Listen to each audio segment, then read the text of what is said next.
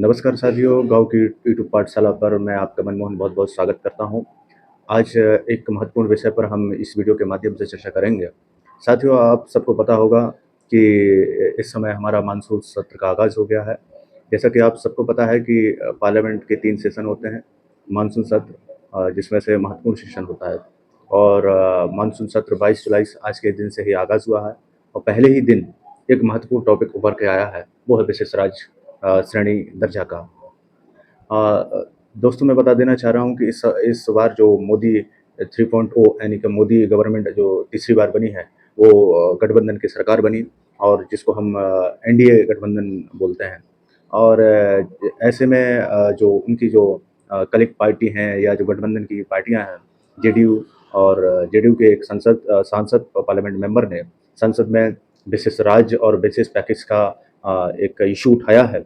ऐसे में हम समझने की कोशिश करेंगे कि विशेष राज्य का जो दर्जा है, वो कैसे प्राप्त होता है और क्या बेनिफिट्स होते हैं, क्या प्रोज़ एंड कॉन्स होंगे, क्या कितने राज्यों को स्पेशल जो कैटेगरी स्टेटस है, वो कितने राज्यों को दिया गया है। इन सारी बातों को हम इस वीडियो के माध्यम से आपके बीच में लेकर के आएँगे लाए हैं।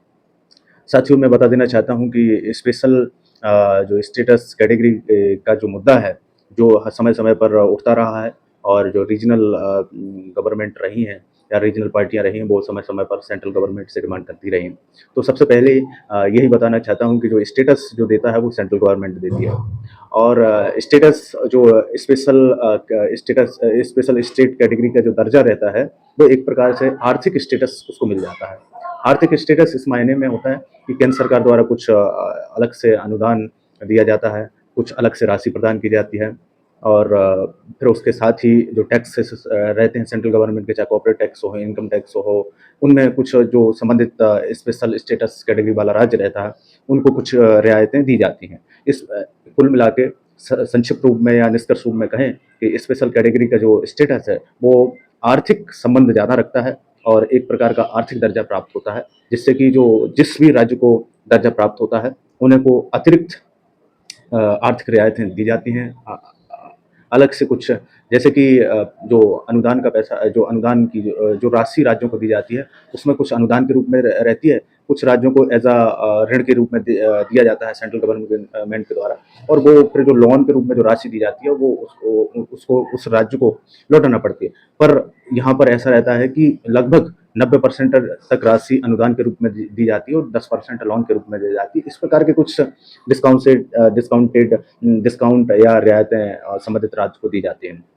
ये तो हुआ कि जो स्पेशल कैटेगरी स्टेट होता है, ये बात मैंने बताई है कि स्पेशल कैटेगरी स्टेट क्या होता है, इसकी बात मैंने की।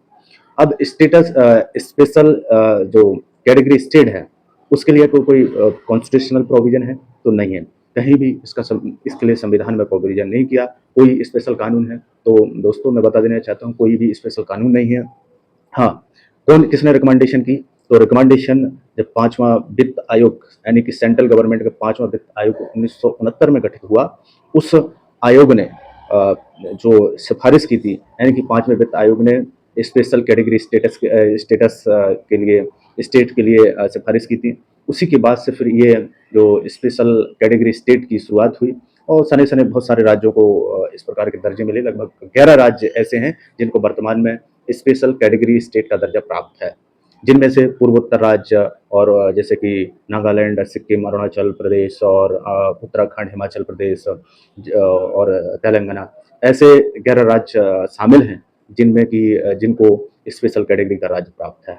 और मैं आपको बता देना चाहता हूँ कि जो आधार हैं इनके लिए कि किन आधारों पर ध्यान से सुनने की कोशिश करना कि किन आधारों पर ये स्पेशल कैटेगरी स्टेट का दर्जा दिया जाता है।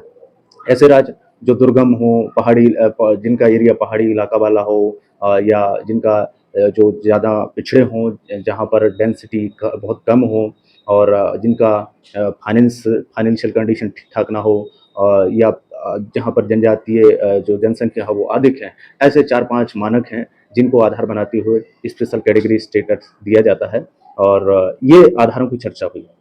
तो अब मैं आगामी बिंदु ये बताना चाहूँगा कि उनको बेनिफिट क्या होता है। बेनिफिट ये होता है कि अतिरिक्त राशि प्रदान की जाती है, कुछ आर्थिक रियायतें दी जाती हैं, कुछ जो टैक्सेशन है उनमें भी रियायतें दी जाती हैं। तो जो संबंधित राज्य होता है, उसको जो आर्थिक लाभ होता है, वो इस प्रकार के स्टेटस से प्राप्त होता है।